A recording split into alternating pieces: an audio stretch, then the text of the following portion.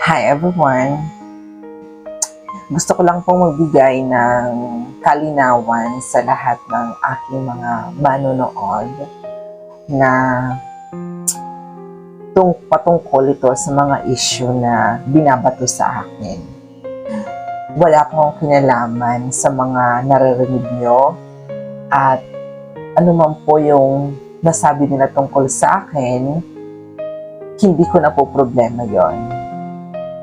Alam ko po na may nasaktan akong tao at hindi ko mapapatawad yung sarili ko. Pero I'm telling the truth, wala pa akong kinalaman doon. Charot! Magme-makeup lang tayo, be!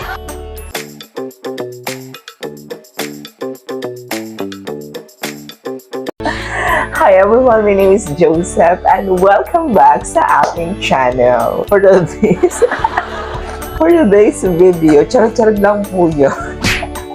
For today's video, dahil na-miss ko ang pag-makeup. Wow! And since 2020, nag-start talaga akong mag-makeup or nahilig na akong mag-makeup because dala na din sa pandemic that time. So, lahat ng mga napapanood ko, lahat ng kasi super trend yung makeup transformation noon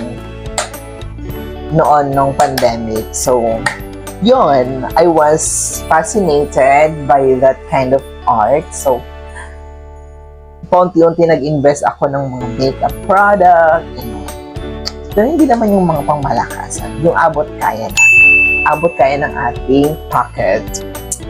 I'm going to have my makeup. Yan, samahan niya ako. I started loving makeup, yun na nga, nung 2020. And marami na akong mga napapanood na mga makeup. Tapos, sinusundan ko lang. Nilalagay ko muna yung primer sa aking face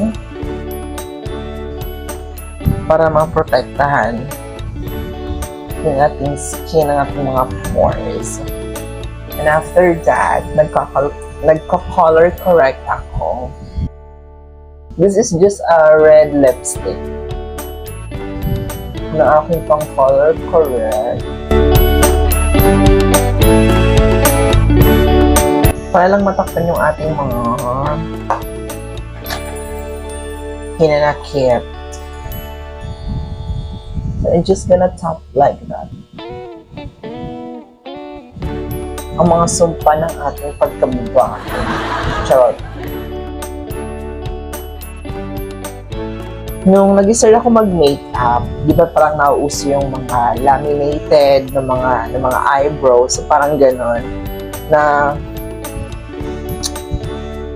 gusto ko din gayahin ng mga ganon. So, I'm using this HBW glue. Pero kung meron kang budget, pwede kang gumamit ng Elmer's glue. Pinaka downside lang ng paglalagay ng ganito is pag nilagyan mo na siya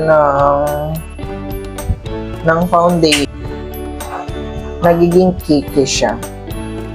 Ayan, so pag hindi ka sanay, ako hindi ako sanay, kaya palagi yung cakey. So, kailangan mag-practice pa rin tayo.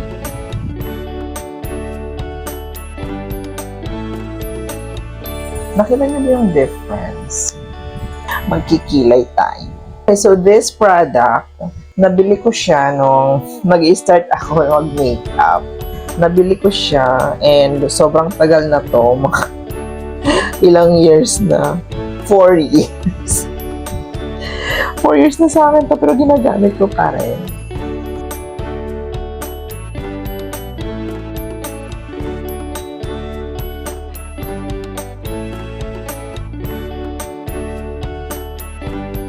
Aminin nyo, may mga kilay talaga na hindi pantay. Pag hindi ka marunong magkilay. Proceed na tayo sa ating foundation. Using this brush, Ipapat lang natin ang ating foundation at kung ano yung mga nilagyan ng iyong color corrector, yun muna yung lalagyan.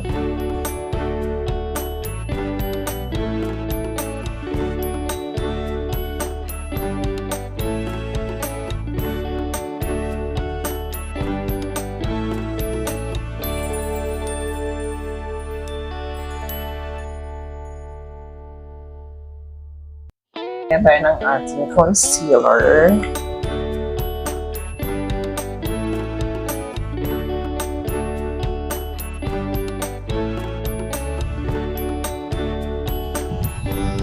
Medyo malagkit na.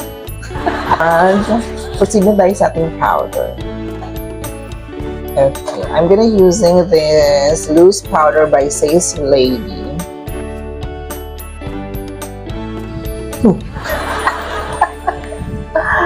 Oh my God. Okay lang yan. Babawiin na lang natin sa contour mamaya. And for my under, gagamitin ko tong Lamelia. Sobrang puti din ito. Dito yung contour na gagamitin.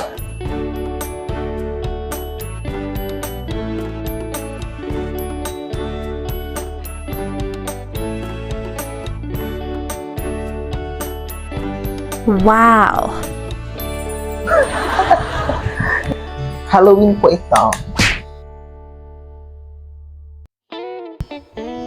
Ayan, okay na yan.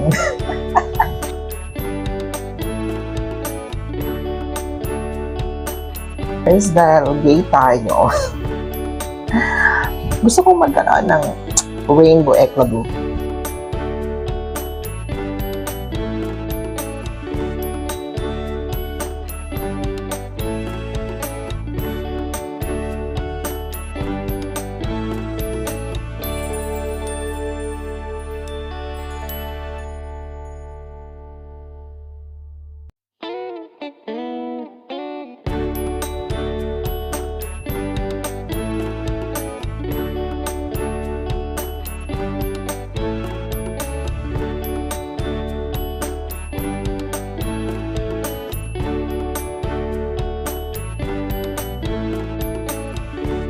I'll be right back for the finished look.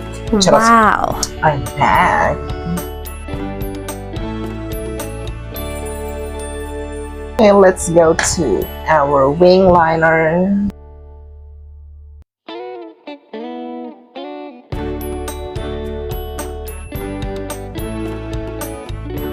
Nagamitan ko siya ng brush para nagsisilbi siya kasi wala akong applicator ng aking eyelash glue, so brush na lang yung ginagamit ko.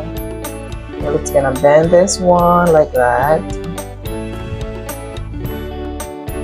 And kailangan ipaset muna natin.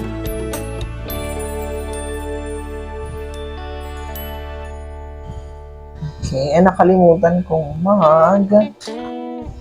bend ng aking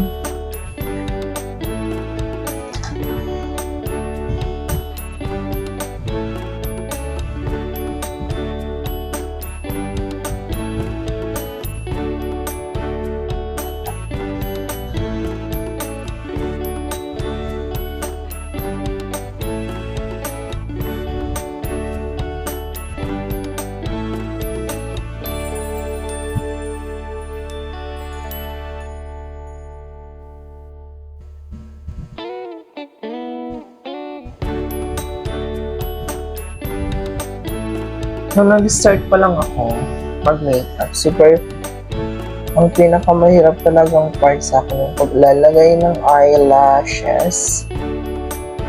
Kasi kumikindat talaga yung mata ko. Ganun.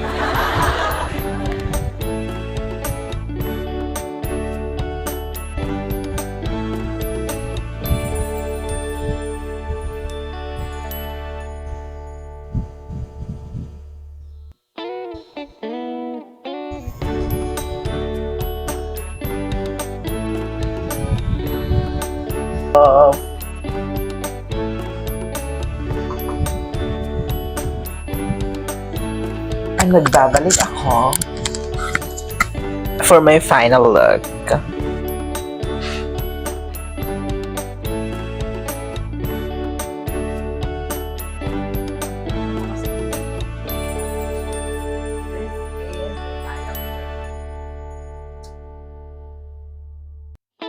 So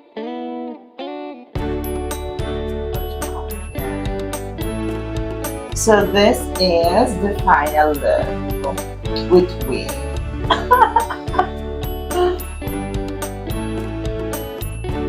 Ang hulas niyong babae. Damn it. Bye everyone. Thank you for watching my makeup vlog. See you on my next video. Bye.